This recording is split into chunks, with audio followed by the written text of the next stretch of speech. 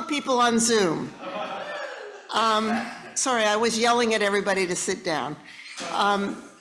Today, we are honored to have Mark Hatlie talking to us.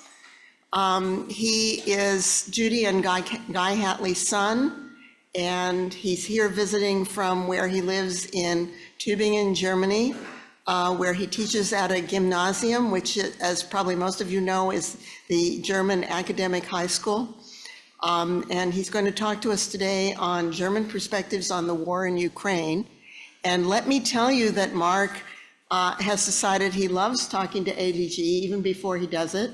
And he's offered to talk to us again on some topic about Germany after he gets back home in a few weeks. So we're looking forward to that.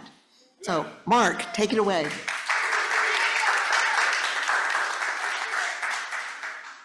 Oh, good morning. Does that work? Everybody hear me? Okay.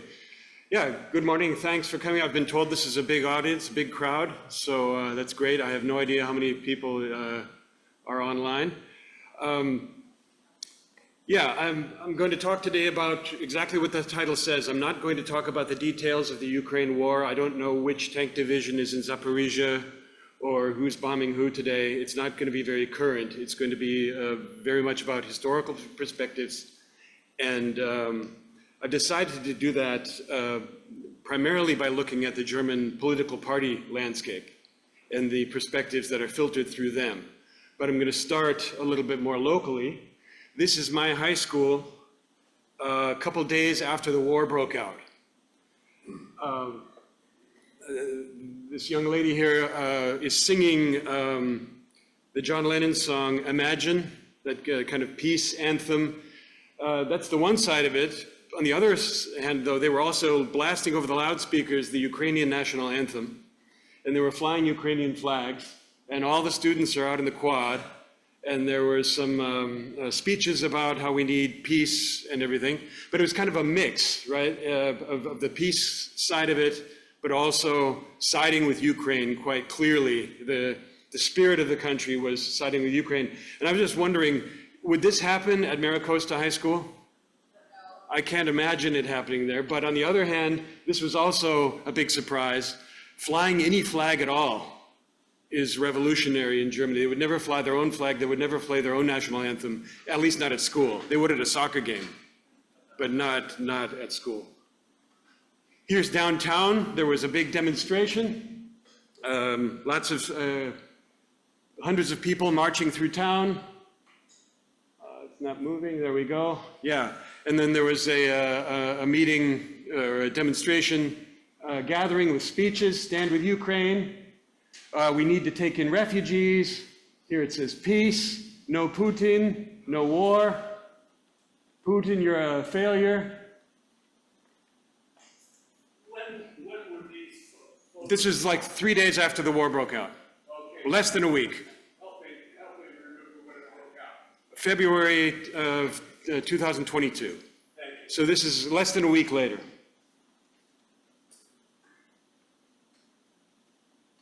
So that was the local thing, but this was going on all over the country. This is, you might recognize the Brandenburg Gate in Berlin. Huge demonstration with many of the same signs. Very pro-Ukrainian, but also very pro-peace. It's not so much about winning against Russia than about how terrible the war is, and Ukraine is clearly the victim in the public manifestation of interest in the war. This is another interesting example. This guy, Andreas Frege, or Campino as he's known, he's a famous punk rocker in the 70s and 80s, or in the 80s. He was the lead of a punk rock band called the Dead Pants, Die Toten Hosen.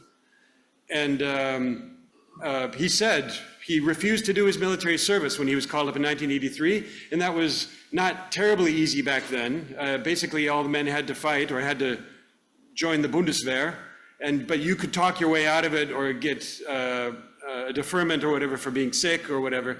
He said he refused to service, but if he had to do it again, if it happened now, he would serve. He's a Ukrainian? No, a German. This is a German guy. And it was common for lefties, for intellectuals to not serve if they could. And so back in the 80s, in the Cold War, with the Russians breathing down their throat, he would not have served, but today he would. So it's kind of evidence of a change in attitude, a change in spirit in the country. So before I get into the nitty-gritty, I want to just make 4 general remarks about the circumstance that make Germany maybe a little bit different than other countries, or different from the United States. Nazis in World War II. This is something, anytime anything happens to do with neighboring countries, especially if it has to do with military conflict, but neighboring countries, their relationship to Germany, this is always part of the conversation. German feelings of guilt, feelings of owing their neighbors something, about not getting out ahead of other countries, not being too dominant. Sometimes they're dominant anyway, and the neighboring countries get at them, and then the neighboring countries remind them of this. Yeah, if they're thinking about it themselves a lot, but this is also something they get reminded of as well. Another thing is this, there's this German term, der Sonderweg, der deutsche Sonderweg, the special path. This was an historical idea that came up a number of decades ago. I'm not sure there's a lot of historical truth to it, but it's something that does come up in the press, in history books, in history teaching. This idea that normal countries like the British, the French, and the Americans had their democratic revolutions and went on a so-called normal path through history. Germany somehow got derailed into an authoritarian militaristic path and ended up with the Nazis. And so anytime the Germans discussing doing something a little bit different than the others, someone will say, Sonderweg, watch out, we're going to end up in Auschwitz. Just an example, I was thinking about this, and this is a newspaper from the end of October. The countries in Europe and the United States were talking about NATO membership for Ukraine again. And here it is, der Sonderweg des Kanzlers, the Chancellor's special path, because he's skeptical about NATO membership for the Ukraine. And so the Germans get reminded, get on board, get with everybody else, or we're going to remind you of your special path through history that's going to lead you into a dark place. I don't think it's entirely fair, this way of thinking, but it is constantly present. Another idea is the so-called Russia complex. It's a kind of abstract idea that I haven't quite got my head around. This was the thesis of a German historian about 15 years ago. He said all throughout history the Germans have had a kind of Russia complex, a love-hate, a fascination and phobia with regard to Russia. They can't have a normal relationship to Russia. They're always our best friends or our worst enemies. If we're not invading their country and having a big war, we're buddying up with them. And this can be, of course, be at the cost of all the countries in between. There are a good half a dozen countries between Russia and Germany that Germany doesn't quite have this particular fascination with. Another one is geography. I was asked recently why the Germans don't particularly seem to care much about the war. If that comes across now, that's just because it's old news now. It's a couple of years now. But I think the Germans do care about it. They fear the development. They fear what's going on. And that's maybe the one thing that's really different from the United States. You'll see as I go on, a lot of the opinions are the same. They're having some of the same debates. But it's just relevant for Germany in a way it isn't relevant for us. I guess if it escalates into a nuclear war, we'll be in direct physical danger. But even a conventional war could perhaps someday reach the German border. Or German troops could get involved, or Germany is a staging base for supplies from the United States. And if Putin were to up the stakes a bit, he could consider NATO targets in Germany to be fair game, or supply routes through Germany and Poland. So the Germans have a deeper concern for the war, I think, simply as a matter of geographic circumstances. Maybe a fifth thing, or part of what I said before, this is in the preamble to the German Constitution written in 1949 under the watchful eye of the victorious powers. Conscious of their responsibility before God and man, inspired by the determination to promote world peace, as an equal partner in a united Europe, the German people, in exercise of their constituent power, have adopted this basic law. So that's their we the people, in order to form a more perfect union. Yeah, this is what they're saying. They're talking about an equal station among the nations in a united Europe. And so it's really in their DNA. The Germans try not to get too far out ahead of Europe. They try to always play on the team. They try to at least present themselves as being, as acting in concert with the European Union. This is Chancellor Olaf Scholz. He's facing an election in about 6 weeks, so he might not be the chancellor for long. He's expected to lose, but we're not sure. But he had just come into office a few months before when the war broke out. Here he is giving a big speech in front of the Bundestag, in front of the German parliament, in which he basically said the 24th of February, 2022, that was the outbreak of the war, marks an epochal change in the history of our continent. A lot of people say it's the first war in German soil or in European soil since the Second World War. Not entirely true. There was hundreds of thousands of people killed in Yugoslavia, but it's the first major power war in the old style, World War II style tanks and airplanes kind of war. Anyway, in the speech, he said we're going to build up the Bundeswehr again, which had been totally neglected the last 20 years by ruling parties, by ruling coalitions of all the parties. And we're going to invest another 100 billion euros in the Bundeswehr over the next several years. And yeah, war is here, is basically the message. He's a social democrat, and I'll be getting into what that means. I don't think under the circumstances it's terribly surprising that he's saying this, but maybe in historical perspective we can say, wow, even a social democrat is saying we've got to really arm up against the Russians. So here's my map of the German political parties, which I'll be walking you through.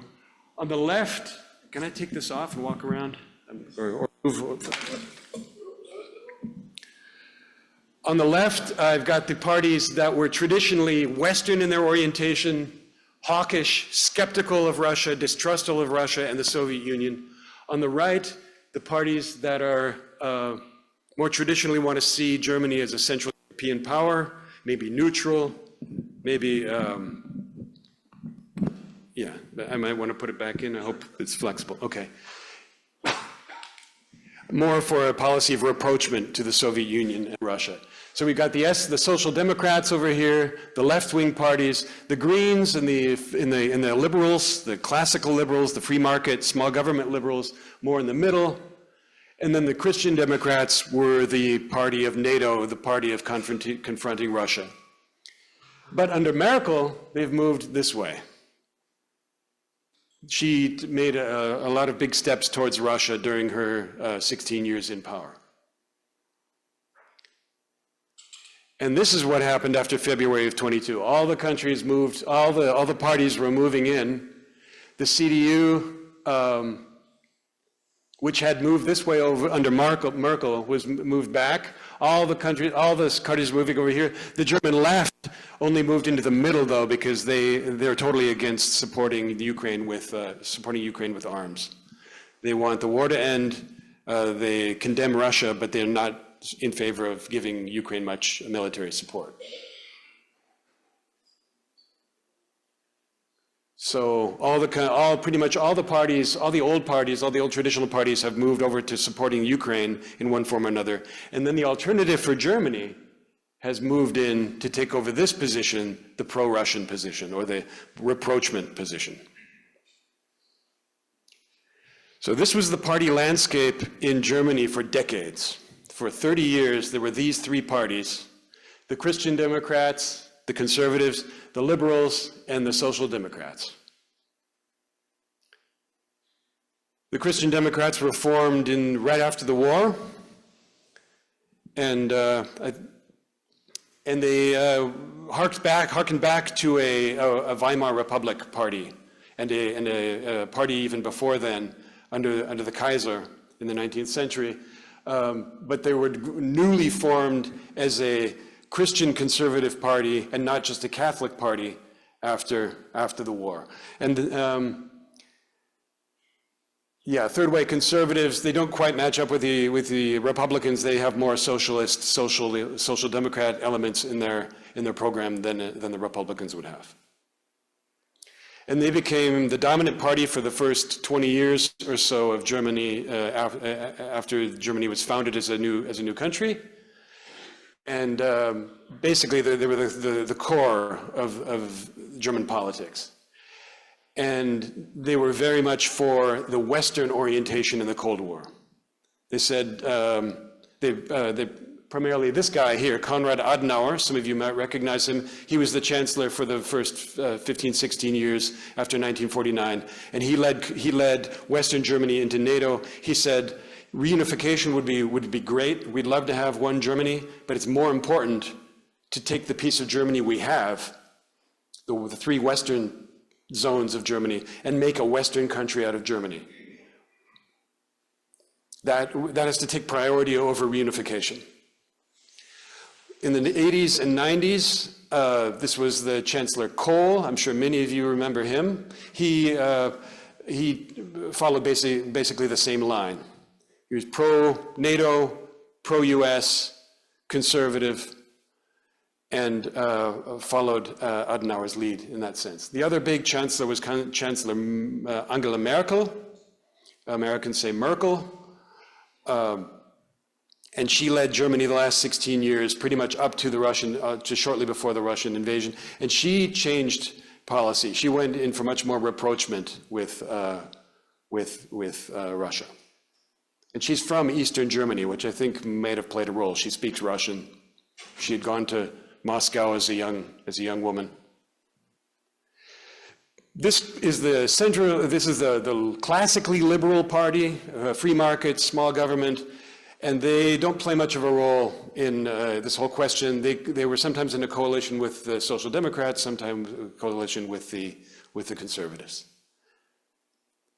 The Social Democrats are the other big party in Germany. They're the oldest political party, 150 years old now, socialist party, but they repudiated their revolutionary ambitions and distanced themselves even more than they had before from the communists in the 1950s. Already in the 1920s, there was conflict between the communists and the Social Democrats, but they've completely taken another route since the 1950s. They're solidly in the German democratic tradition, the oldest democratic party in Germany. Yeah, and when they took the chancellorship over in the late 60s, early 70s, they moved towards this position of rapprochement and this idea called Ostpolitik, Eastern policy. I will talk about that a little bit. This is Kurt Schumacher, the first leader of the party in the immediate post-war period. He had a bit of a tragic life. He lost an arm, I think, or a leg, I think it was an arm, in World War I as a soldier. And he led the Social Democrats immediately after the war, and he was the competitor, so to speak, with Adenauer. He was the one saying, no, we need to reunite the country. It's more important. We need to be neutral. We need to take Stalin's offerings of a reunification seriously and play the game as a Central European power. And while Adenauer is saying we can't risk it, Stalin would use that and he'd take over the country. We can't have that. We got to save what we can. Speak. Oh, sorry. When somebody asks a question, if you could repeat it for the Zoom. Yeah. You say that the Social Democrats started in 1875. What happened to them under the Nazis? Jail, concentration camp, execution, exile. Yeah. The question was, what happened to the Social Democrats during the Nazi period? Yeah. They went into exile, fled, or were jailed. They were the only country, they were the only party that voted against the Enabling Act. That gave Hitler dictatorial powers in 1933. So those who weren't in jail yet, the communists were all in jail already, and Hitler asked for the power to ignore the Constitution, call it a state of emergency, and all the parties, the liberals, the conservatives, the Nazis, of course, voted for it. The Social Democrats said, we're not doing this. But they lost the vote, and Hitler took over the country as a dictator. This is Willy Brandt. You might recognize him. He was the first chancellor of Germany, as first social democratic chancellor of Germany. He was the one responsible for this Ostpolitik, especially with his secretary Egon Bahr, who was involved in German politics for the next 30, 40 years, and they always represented this idea of rapprochement with Russia. Willy Brandt went to Moscow, he went to Berlin, he went to Budapest, I think, Prague. He visited these East Bloc countries and started German relations with these, international relations with these countries. And of course, starting with Moscow, getting permission practically from Brezhnev to open diplomatic relations. And there were also the first economic ties. There were some attempts to get some economic ties going in the 50s, but this really, really kicked it off. Yeah, this is a famous picture. This is his trip to Warsaw in 1972, I think, early 70s. Willy Brandt is at the memorial for the Warsaw Uprising, and he spontaneously fell to his knees, and all the cameras were clicking, and it's a famous gesture. It shows a little bit of the German attitude towards the East. Yeah, they're aware of the historical problems, but at the time, it was controversial. Some Christian Democrats were saying, you can't do that, that's humiliating. Yeah, we have to walk with our head high when we engage in these other countries. And he fell to his knees on a rainy day. Recently, the governor of Bavaria did this as well, but it came off as silly. It's just 50 years later, and he seems like a bit of a clown too, the guy. So I don't know what the comparison would be, someone like Gavin Newsom or something going down on his knees at a memorial. The next German chancellor, who's a social democrat, was Helmut Schmidt. And this guy was, maybe his central attitude or his way of being was a little bit more conservative. He was the one who had to deal with the Red Army terrorists, the terrorist attacks in the 1970s. And he was very uncompromising with them. He tried to not ever negotiate or anything. And then when the Soviets started putting these SS-20 rockets, mid-range rockets into Europe, he was the one who came up with a NATO plan of the double-track response. We put in American Pershing missiles, but we also extend a hand negotiation. He says, okay, we're gonna arm up, we're gonna allow American mid-range missiles on our territory, but we're going to extend a hand to Russia as well and negotiate. And the result was negotiations, and eventually both sides withdrew their mid-range weapons. But Helmut Schmidt was also the social democrat who visited Berlin, and he was in Berlin, which is the capital of Eastern Germany, so he's visiting the bad guys, basically, talking with them about economic help and economic relations, when the Solidarity movement in Poland was being attacked by the regime. The regime called out martial law, and Soviet and Polish security forces were going against the Polish trade union and democratic movement. And Helmut Schmidt said, well, it's terrible that this was necessary to crack down. So he didn't unambiguously side with the democratic forces in the East. He was more for rapprochement. And some people might say this is part of the Russia complex. Yeah, you have to accept this area of limited sovereignty between Germany and Russia because relations with Russia are more important.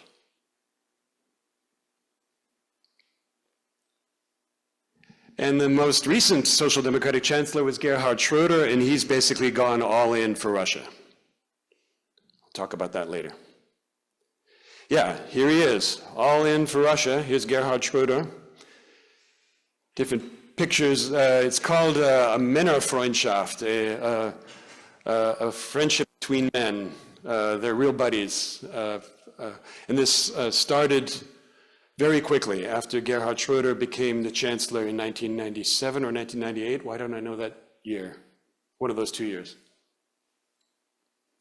Yeah, Putin in Germany under Gerhard Schröder. So now we're getting into recent history. So it's a social democratic chancellor.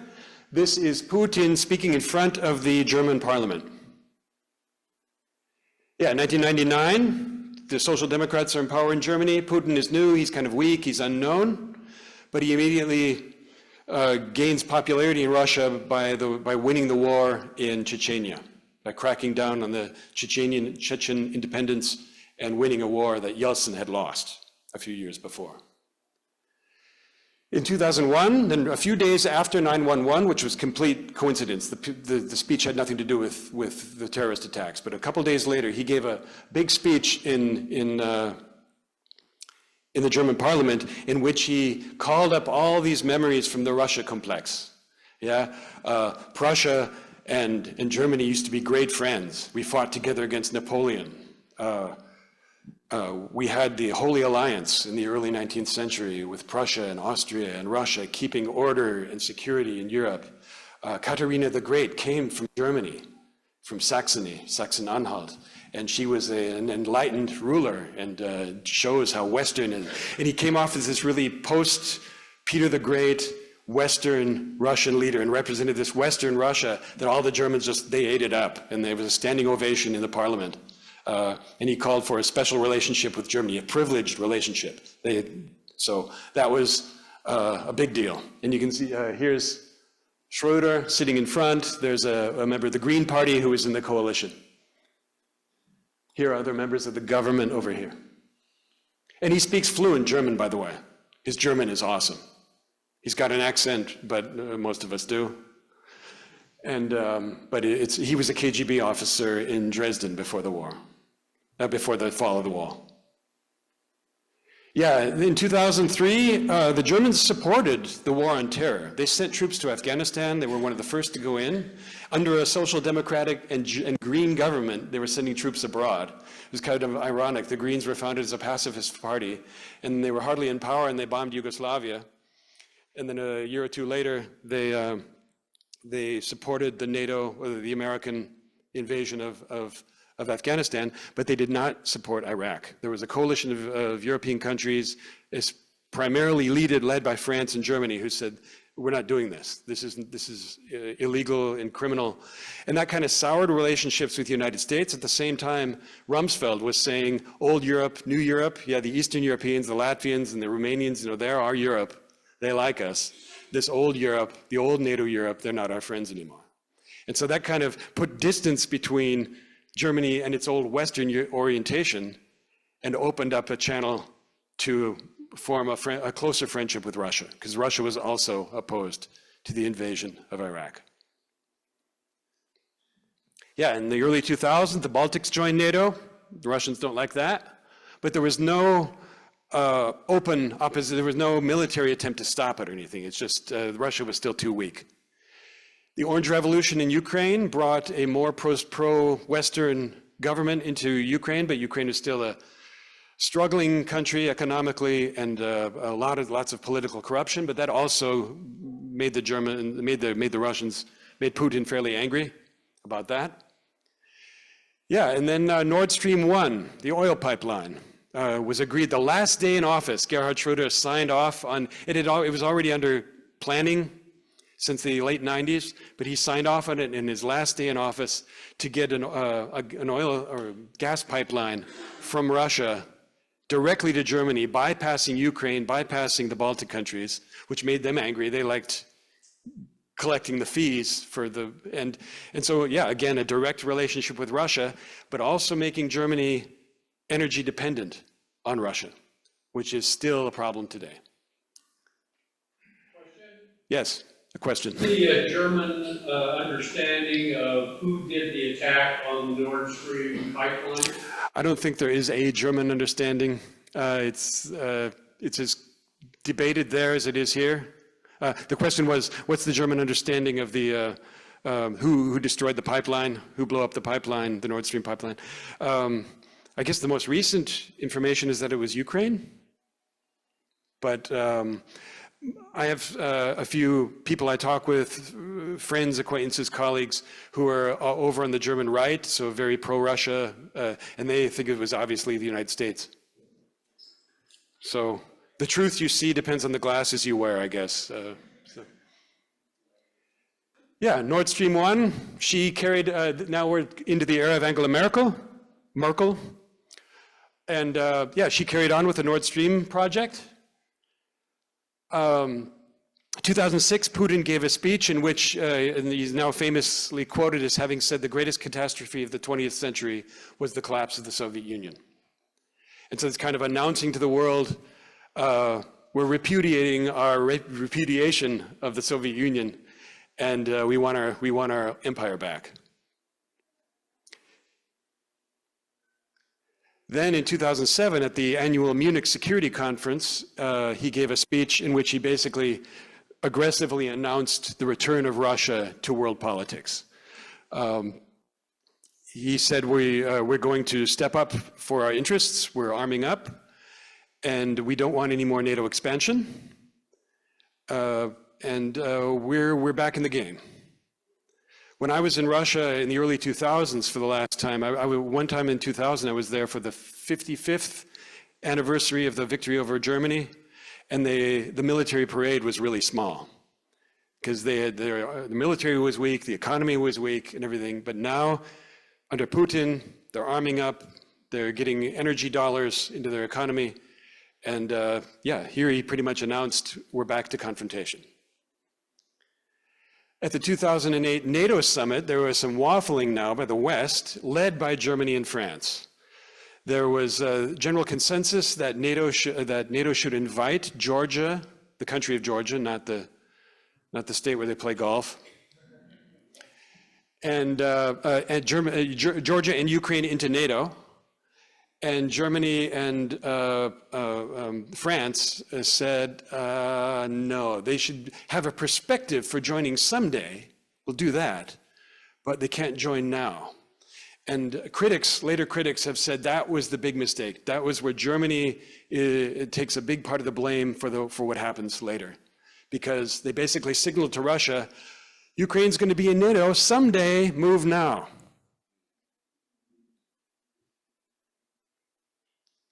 Yeah, bingo. Right after that, he invades Georgia. I'm not really familiar with the circumstances, but it's basically a province, a separatist province in Georgia that's not ethnically Georgian, broke away with Russian support, and now there were Russian troops fighting Georgian troops. It only lasted a couple days or a week, but it never ended. The fighting was over quickly, and now it's a typical policy. You open a wound and then you just keep the wound open, because they know NATO is not going to invite a country in that's having a war, that doesn't have its border disputes clarified. Yeah, and then in 2017, 2021, she signs off with Russia on a second pipeline. Quiz for the class. What's missing from this chronology? Oh, the first Ukraine war. Yeah, 2014, Russia annexes the Crimea and invades the Donbass, the eastern provinces. So nobody did anything. My memory of it was I wasn't paying as much attention as I should. I was still pretending to be an Eastern Europe expert at that point, not teaching high school yet, or it had just started. And but I remember thinking, oh yeah, they're all lining up at the microphone to be the first to say we're not going to fight over this. Russia, you have a free, and there were sanctions. There was some. They didn't do nothing, but they did essentially nothing. And a couple of years later, they're back. They're back in the economic game. Germany's at the front of the line to get the pipeline built and become even more dependent on Russian gas and oil. And in 2011 or 2010, I think it was 2011, the Germans, looking at Fukushima in Japan, said we're leaving nuclear power. So they started shutting down their nuclear power plants and inviting in Russian gas. So they're becoming more and more dependent on Russian energy. Yeah, there are the Nord Stream pipelines, give you an idea. And I think the damage done was about here, somewhere around here. That was after the second, or the big war, the full-scale invasion.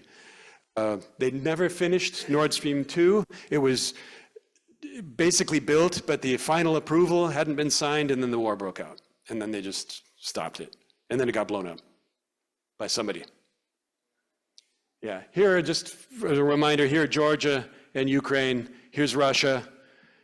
The Russian argument is we're being surrounded, NATO's creeping in. First they invited these countries in, then they invited these countries in, which used to be part of Russia and part of the Soviet Union. They were just Warsaw Pact neighbors, friends. They were part of our country, and now they're in NATO.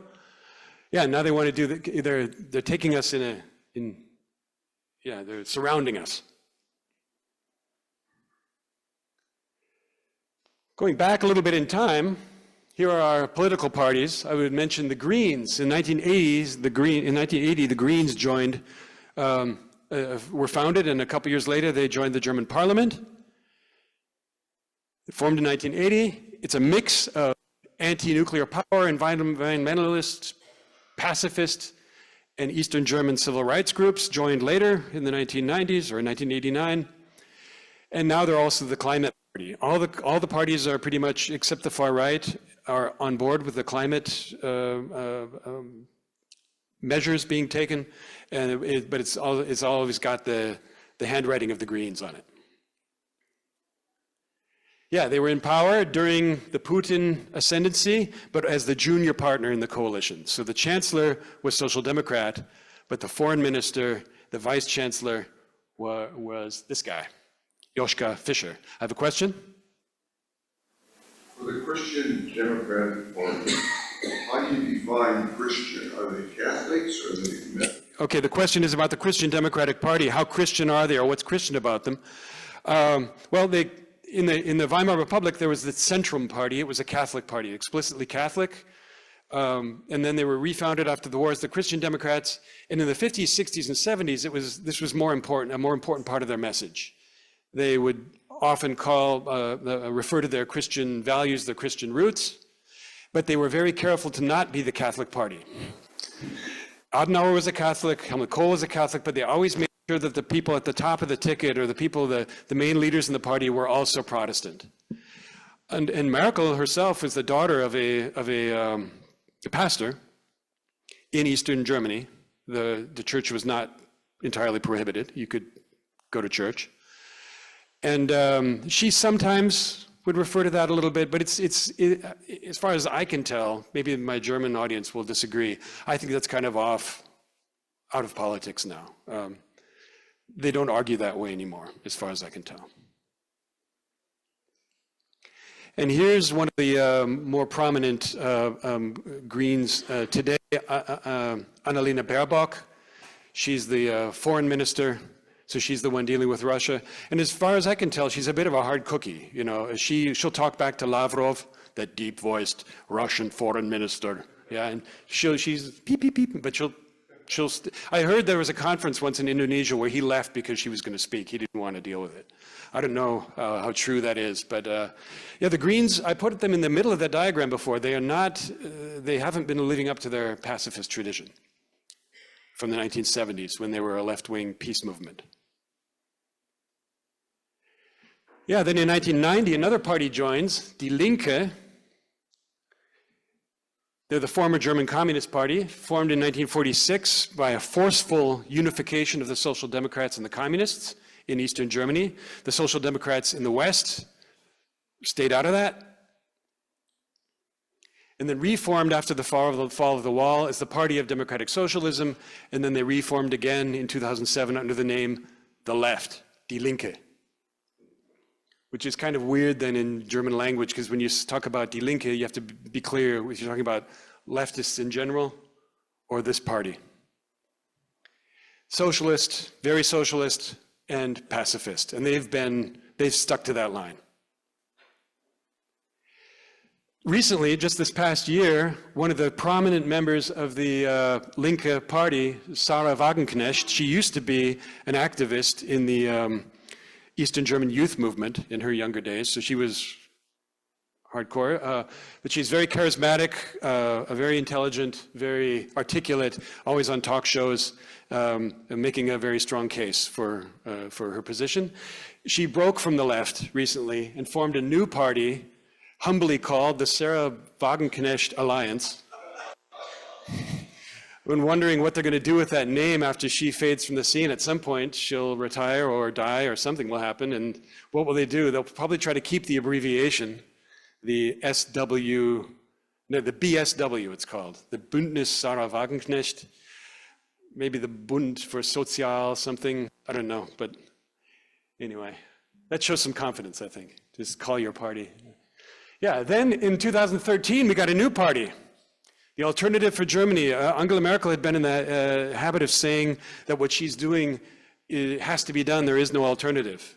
And people were saying, no, there's always an alternative, there are trade-offs, and then this party was formed.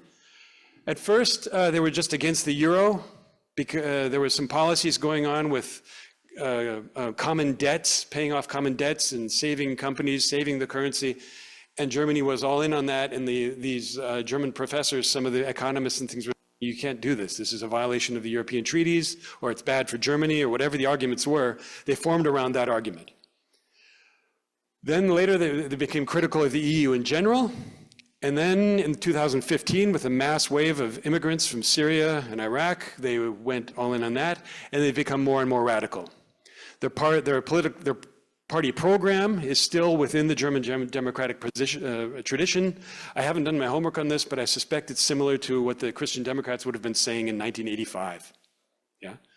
A question? And they are a multi-party democracy, right? So each of these parties can elect members of the parliament. Yeah. So there have to be coalitions. Right. Right. It's a weird kind of mixed system. There's a question about the multi-party system, and these are only the parties that have at least 5% of the vote, and so they get into the parliament. It's proportional representation. It's a weird kind of mixed system. I can come back and explain that someday. But yeah, all these parties have some seats in parliament, and they're sizable. I think they're in there with like 10%. Yeah, and because the Christian Democrats had been moving left, they came in and filled the vacuum on the right. But not just the old school conservatives, but they've become more and more radical. A lot of their rhetoric is unacceptably far right, saying, they have a rhetoric that's, you can't vote for them. Yes, another question? Well, it's so simple. When you say the left is anti-Russia and the right is pro-Russia, or? Yeah, the far left and the far right are pro-Russia. And all the mainstream parties in the middle are pro-Ukraine. But they're growing. They're the pro-Russia party, the pro-Russia party, and they're growing. And this is the party that Elon Musk recently wrote an op-ed about in a German newspaper. I tried to find the op-ed, I can't find it. I can find comments on it. I wanted to read it, what he actually said. But he basically said they're Germany's only hope. They're economically liberal, they're free markets, and they're for the return of nuclear power. I think the Christian Democrats are as well to some degree. Now I've offended someone. No, I know, it's the choir people. Yeah, and yeah, so but Elon Musk has said they're the answer. Yeah, they don't have you have to be democratically structured in Germany. You can't have a party with a Führer, yeah, with a all-powerful leader. And so, like, she's one of the heads of the party, Alice Weidel. She's the main face of the party, articulate, intelligent, somewhat charismatic, but she has a tongue, too. Yeah, she can get very aggressive in her manner. And yeah, she was elected by the party members, so it's not a personality cult or whatever. But yeah. And there were elections this summer. If you look at them, this is a map of Germany. And here's the old wall. So these are the 5 states that used to make up Eastern Germany. And there were elections in these 3 states this past year. The states are on a different rhythm. They elect their governors, their parliaments, their Landtage, their local parliaments on their own rhythms. So in some years there's a lot of elections, in other years there are very few. And the AfD won a lot of seats. They got about 30% in all 3 of these. And in 2 of those states, they are just a percentage point behind the next best party, or the best party. And in one of them, in Sachsen, where this guy is the boss, they are the biggest party. Now, the other parties have shut them out by forming a coalition without them, but people are worried that's not really going to work because you have to take the mainstream parties and the far left to get them to work together to keep them shut out. That's Björn Höcke is his name.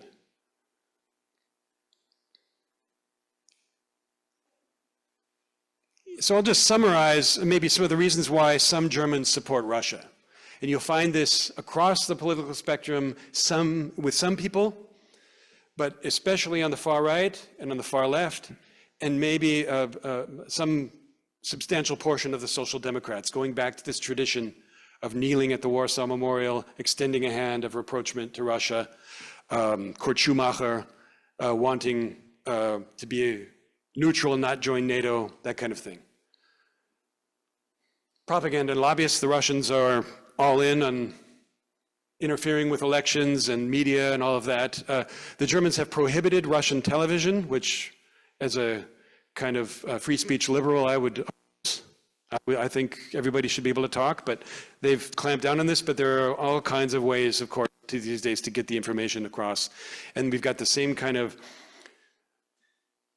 broken communication in Germany that we have here in the United States, where everybody's in their own little bubble.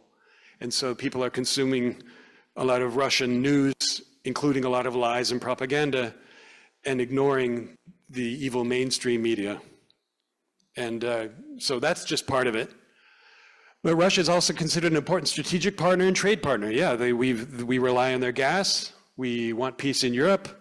We'll extend a hand. We'll work with them. Russia was at peace when Germany and Russia like each other and are friends. Europe is at war when these two countries don't like each other, so that's an argument. Yeah? It's often at the expense of Poland and Latvia and Estonia and Lithuania and Czechoslovakia, the Czechs and all of that, but it's peace. And Putin is considered a counterweight to the decadent and materialist West. I thought I had a picture. I thought I had a picture of him here. I don't see the picture. You see him bare-chested, riding a horse or fishing, his sunglasses. Yeah, and over in the West, they've got their gay pride parades and their transgender stuff, and they're weak, and they give up on their wars. They don't even fight them to the end. Yeah, they're decadent, they're materialist, and we in Russia have the true spirit. And there are a lot of Germans, just like here in the United States, a lot of people saying, yeah, strength, masculine strength. And there's this German guilt complex going back, of course, which has led a lot of Germans to not see the problem that Germany owes something to Europe and to Eastern Europe, especially Ukraine and Belarus and Poland. That's where the death tolls were the worst, but seeing it as we owe something to Russia. So we can't take Ukraine's side of the war because we did such terrible things to Russia. Well, the Nazis were in Ukraine longer than they were in Russia, and that's where the killing fields were. That was where, I mean, of course, the Russians lost more people than the Ukraine, but as a percentage of population, as being really under the batter and the hammer of the Nazis, there were countries that had it worse. But the Germans, in their public discourse, often forget that and talk of Russia. So the people who forget that would see that this way. Nostalgia. There's a nostalgia for the East. I was hearing this immediately after the war, after the wall fell. People were saying, "Oh yeah, we were poor in Eastern Germany, but we stuck together. You know, we helped each other. And now it's all individualist and egotistical." And then now I think I've read some literature saying a lot of the people in Eastern Germany who are voting for this far-right party have a nostalgia for the old system where the Russians were our friends. What I heard all the time was, yeah, they were called our friends, but it was always ironic. Nobody wanted to learn Russian in school, but they had to. They didn't like the occupation. But now there's this kind of nostalgia. There's a piece of the population looking back on Eastern Germany and the time there under the Russian wing favorably. Yeah, now I thought about adding a slide here showing all of the stuff that Germany's done. I'll just show them a ranking here. I took some notes last night. They've been giving a lot of stuff, hundreds of armored vehicles and rockets and anti-aircraft and ammunition and all of that. I'm not going to give you the list, and it's hard to see what was given when. But just to show you, despite the waffling and everything, the hesitation, they're often accused, just like Joe Biden has been accused of saying, oh, we can't give them that, that would provoke Russia, and then 6 months later, giving them that. And the Germans have been the same way. Oh, we can't send tanks. German tanks in Ukraine, are you kidding me? Have you ever heard it? And the same place names are in the news that were in the news in 1943. And they don't want German tanks in the news, right? But eventually they did. They've been giving Leopard 1 and Leopard 2 tanks. So it's the same kind of back and forth as here. Yes, another question. Right, in seeing this, that's meaning that as a share of GDP for each country, or as a per person share for each country, Germany is giving much more to Ukraine than the United States is. 80 million. So 1/4 as many. Yeah, they have 1/4 as many people, but they're giving more than half of what we're getting, including their European. Yeah, yeah, right, right. As a share of GDP, there are countries that are doing better, I think like Latvia and things, but there are 5 people there, so it adds up to about $100. So. Yeah, and so back to this diagram, we've seen this massive move over here to the anti-Russian, pro-Ukraine side of all these political parties. The left wing has only gone to the middle because they don't want to support Ukraine with weapons. And now we've moved it, and then these two parties, the Sarah Wagenknecht Alliance and the Alternative for Germany, have moved in and taken the pro-Russia side of the German debate. Just to finish off with a couple quotes, and then I'll be done here. Chancellor Scholz has recently said, in the context of broad EU support for Ukraine and pledges from various countries, all the European countries recently, I think it was in December, they were all pledging, we're going to give this many billion, we're going to give these weapons. He said, we will continue to give political, financial, economic, humanitarian, military, and diplomatic support to prevent Russia from winning. Notice the wording. Not so that Ukraine wins, but to prevent Russia from winning. So, and recently there's been talk of a ceasefire arrangement where NATO troops would then go into Ukraine to offer security guarantees. And he said, whoa, whoa, whoa, whoa, that's not happening with us. And even the Poles, who have been all in on Ukraine, have said, no, we're not doing that. So there's a little bit of waffling maybe, but there is general support for the Ukrainian side.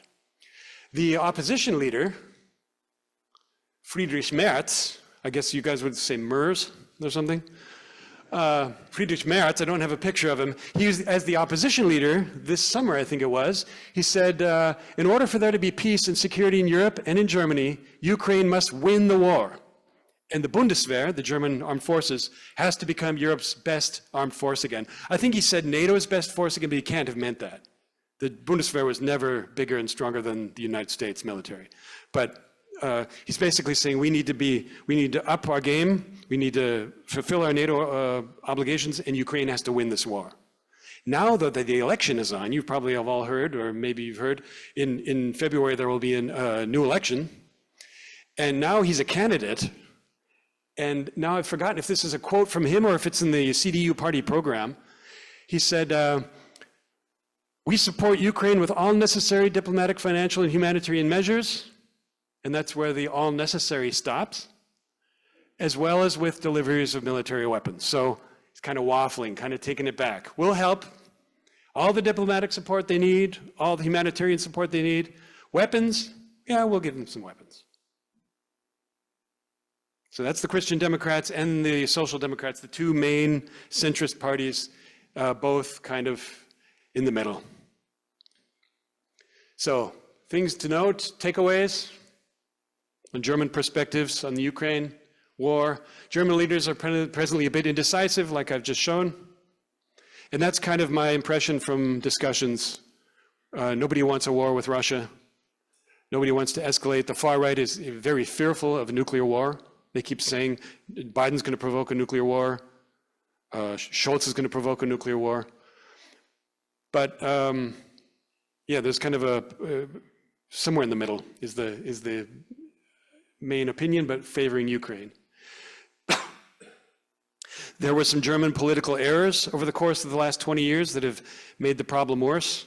I talked about the NATO summit in 2008.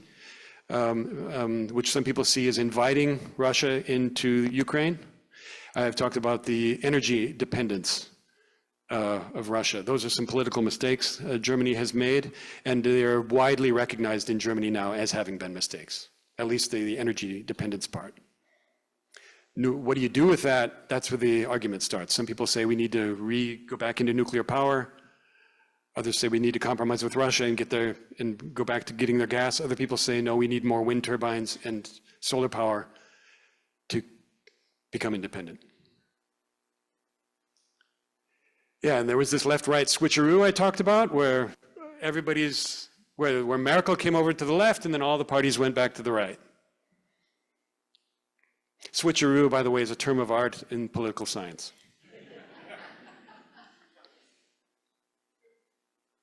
Yeah, and despite my qualifications at the beginning, talking about what makes the German perspective different from the United States, the Russia complex and the geographic position and the war guilt and the Sonderweg and all of that, I think the German approach to this war is not terribly unique. We've got the same divisions of policy here in the United States. You'll hear the same things over coffee or over a beer, talking to your friends.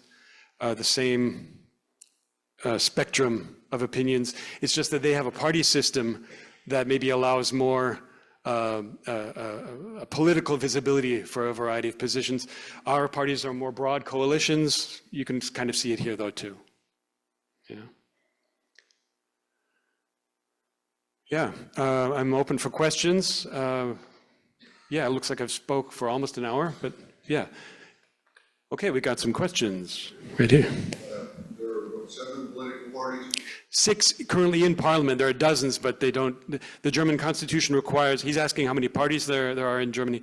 To get into Parliament, you have to have at least 5% of the vote. I don't know if it's fair to ask, but what's your party affiliation? Oh, it's one of the reasons I've been putting off citizenship, so I don't have to answer that. I don't know. My basic position would probably be Christian Democrat or the liberal position, but they haven't had very appealing politicians for a long time, and so I'm a bit of a waffler. I'll talk to anybody. I have friends from the far left to the far right, so yeah. You say 5% of the vote or 5% registered for the party? The 5% barrier to get into the parliament is 5% of the population has to vote for you, for your party. It's a weird system, and there's another way in, but the general idea is you have to get 5% of the German population has to put an X by your party. And if you don't, you lose all your votes. So another question here? Are the Germans either extending or restarting their nuclear reactors, or is that a dead issue in Germany? I mean, we're kind of moving back on our. Yeah, no, the Greens are dead set against it. It was one of their founding things. Yeah, being against nuclear power. I'm trying to think if one or two of them haven't said, well, maybe. I know there's been some waffling there, but there might have been the Social Democrats who have also been in favor of that. The CDU, the Christian Democrats, and the Alternative for Germany are both going into this election campaign saying we want to return to nuclear power. And, Done anything yet? no, it's just talk, and the demolition of the old power plants is ongoing. So that's one of the things that has made people on the right in Germany fairly angry, is that they didn't just say, well, shutting down the plants. They immediately went to work tearing them down to make it all the more difficult to go back.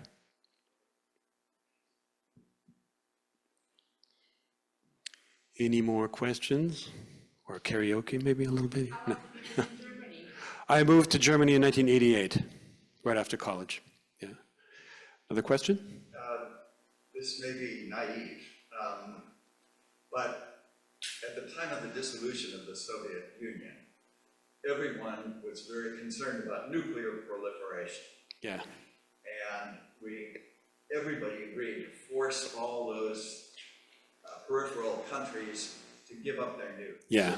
I'm sure Ukraine is thinking, man, what would we give for a couple hundred nukes? Yeah. They were the 3rd or 4th largest nuclear power when the wall came down, but it was basically, it was Soviet weaponry stationed in Ukraine, so they might not have had the operative control, but they could have taken it. I mean, they could have occupied those silos and taken those weapons. They didn't, yeah, they got talked out of them. They were given security, sovereignty guarantees, and gave guarantees, and the Russians. Yep, everybody gave them a security guarantee, and they gave up their nuclear weapons, and now they're less secure than ever. They've got a huge army invading their country. And so the lesson is, if you ever get nuclear weapons, don't ever give them up. Yeah, and that's why Iran wants them. That's why North Korea got them. Yeah, if you have nuclear weapons, you don't get invaded. Yeah. Yeah. Anybody else? Can I ask more specifics about wind and when you were talking about the alternative sources of energy? How is that proceeding? Is it really significant? Okay, there's a question about alternative energy sources in Germany. Yeah, they're building a lot. It hasn't been very well planned. And the problem is there's wind mostly in the north, but a lot of the industry is in the south. So getting that energy from the wind down to the south, and then solar energy tends not to work at night. And cloudy northern German, northern European weather. And so it's very unreliable, and the energy grid is bouncing up and down all the time. And the German engineers are constantly having to compensate for that. And it's resulted in Germany being a huge importer of coal energy from the neighboring, or nuclear energy from its neighboring countries. But the neighboring countries aren't terribly thrilled about it either, even though they make some money off it, because it drives up demand and it drives up the prices in their countries too. My impression is that they're still going at it, and there's a campaign now to build a new wind park near Tübingen. It's not terribly good conditions for that, but it's not terrible either. And there's an opposition movement to it, of course, because it's controversial. But I think there's still a majority consensus in Germany to keep pushing that, even if we go back to nuclear, to keep moving on the alternative sources. Yeah. Another question? Yeah. Mark, has your career always been in teaching over in Germany? In one form or another, yes. Yeah, for a while I was teaching for the University of Maryland, University College at the American bases and online. And then I've taught a couple courses at German University, but only, I think, two. And then I went into the school teaching 11 years ago. Yeah.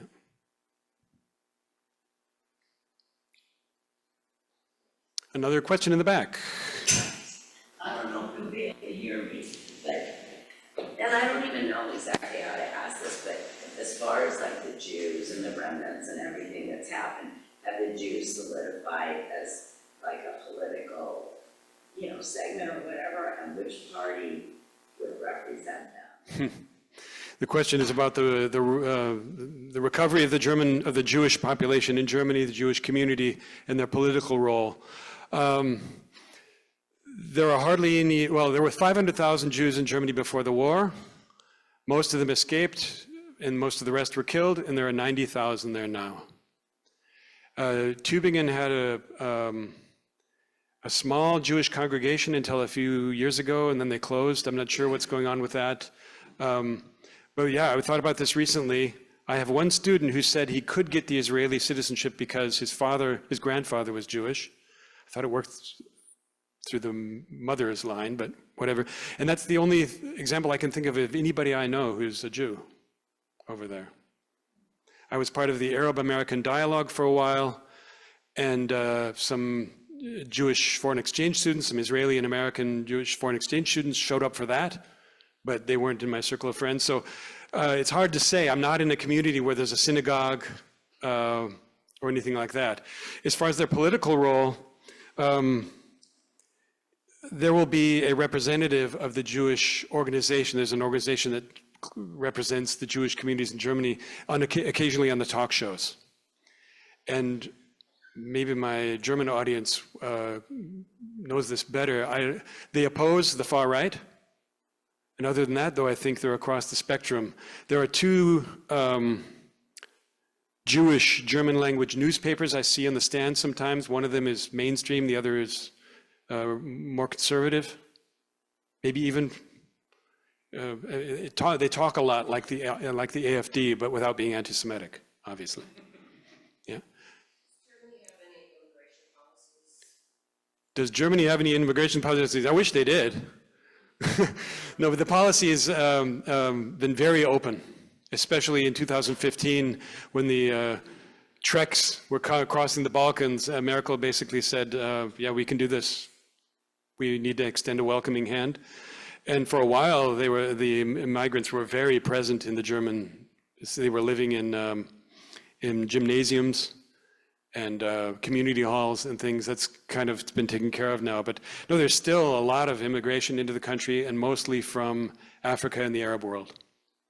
There was talk 30 years ago, I remember, about the flood of Indians that are going to come. These high-tech Indians are going to come from South Asia and move into our high-tech economy, and that never really materialized. Yeah, there's mass immigration of Syrians, Iraqis, Algeria, Northern Africa. Yes? Is there anything in Germany, well, think about 1920s and 30s, the Protestant ministers or the Protestant church in Germany came out with a lot of famous theologians. A lot of them came to the United States. Is there any, what's the role of the church now? Protestant church or the Protestant church? Well, the religion is shrinking there. Not really in Tübingen. A lot of my friends are involved in the church, Protestant and Catholic. But politically, the role is declining.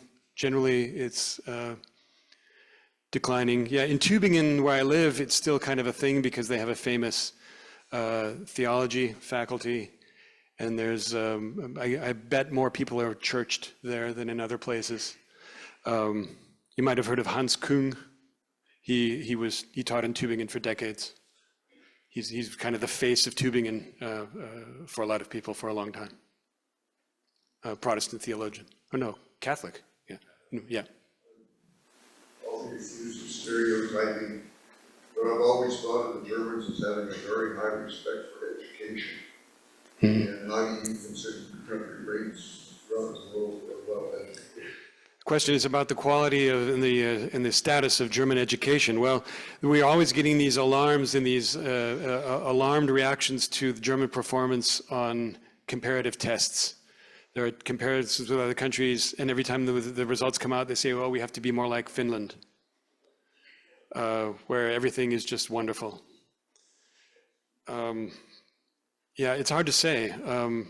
More and more people are going to the gymnasium. It's kind of like here, there's this idea you have to go to college, kind of downplaying the trades and things. That's kind of happening in Germany too.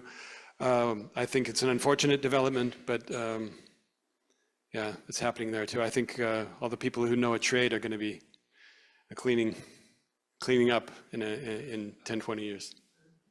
Another question in the back? So the Jewish population that is left were all the ghettos totally destroyed, and so they're now integrated into the entire society? Yeah, I mean, I've never heard of any place being called the Jewish Quarter or something. There might be in Berlin an area where there are some Hasidics you can see on the street. I don't remember ever seeing that. There's a Jewish cemetery. Maybe people tend to live near there. In Zurich, I've seen Hasidic Jews, but that's Switzerland. I've never heard of a Jewish neighborhood or something. There might be in some big city, but no, that's not a thing. Yeah. You're teaching at high school. Do you design your own curriculum? How much freedom do you have, or is it a specified set curriculum? Both. I have wide freedom of, the question is about my freedom, my teaching. How much liberty can I take with teaching? Do I have to design my own curriculum when I teach in Germany? It's a state level thing. It's one of the things that the states have kept. The federal government in Germany is not supposed to do anything with education.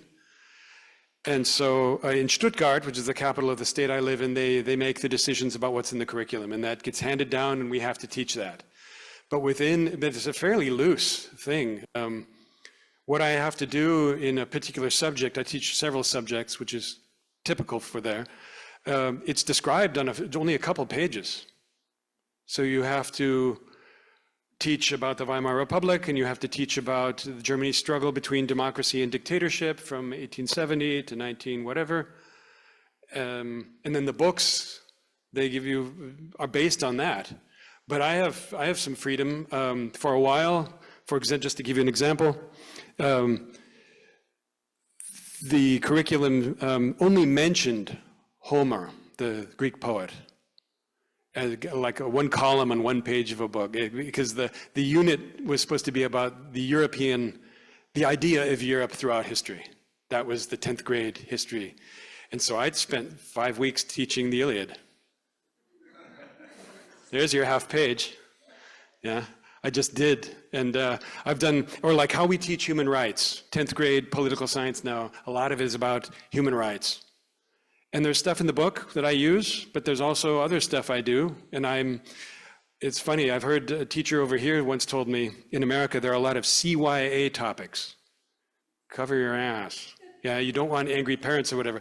I've gotten pretty touchy, into some touchy stuff, and I've never gotten in trouble. I think it's very liberal there. I can teach stuff about Islam. I can teach stuff about Jews, the Holocaust, whatever it might be that you might think is a hot button thing, and it's never been a problem. Or human rights. I did a unit on the lesbian wedding cake controversy here. Not a problem to talk about that and to debate it. In government, there's even this not formally required, but often talked about and preached idea of how to teach civics in Germany is you have to teach, if something's controversial in reality, you have to teach it as a controversy. You can't take a side in the controversy and teach that. And that's what I try to do. Yep. I was just going to ask you, did they do a section on teaching about Nazis? Oh yeah, yeah. In fact, the question was, do they have, is there teaching about the Nazis? And I heard people in the American media say things like, the Germans they don't face their past or whatever. No, they get Nazis up to here. In every subject they come up, pretty much. And in history, it takes up a lot of room. And in civics as well, and in religion and ethics classes as well. We are almost out of time, but I wanted to ask about, in the very first slides you showed about student reaction to the war, it seemed to me that the majority of the signs were in English. And I can think of lots of reasons why they might do that. Can you explain why your students were having their signs be in English? The question is, why were the student signs at the demonstrations for Ukraine and against Russia, why were they in English? I think it's just the media today. They know these pictures are going to be on the internet. That's what I was wondering. That would be my guess. And it's also kind of cool to have something in English. Yeah. Yeah, so cool. Yeah, we are incredibly cool, aren't we? Well, we need to thank Mark. And my pleasure, my pleasure. This was really wonderful, and I think we're all looking forward to hearing more from you sometime in the future. Well, he might not come back except over the airwaves, but that would be lovely. So Mark, whenever you want to specify a date and a topic, we're ready to hear from you. Mary, as you heard, seems to be having trouble talking. So I don't know as much about what's happening next week, but I'll tell you what I know. We're going to have a practitioner of Ayurveda, which is an Indian healing tradition. And that is basically all I know, except that Mary tells me that this person was recommended by Pastor Jody. So maybe it's part of the new Healthy Church initiative. And if you have questions, I don't know anything. Mary, you don't know anything either, right? No. So I hope we'll see a lot of you. It was wonderful that so many of you came today who don't normally come. I know it was just because of Mark, but hopefully you've seen that we are lovely here and you'll come back again. So thanks very much. Thank you.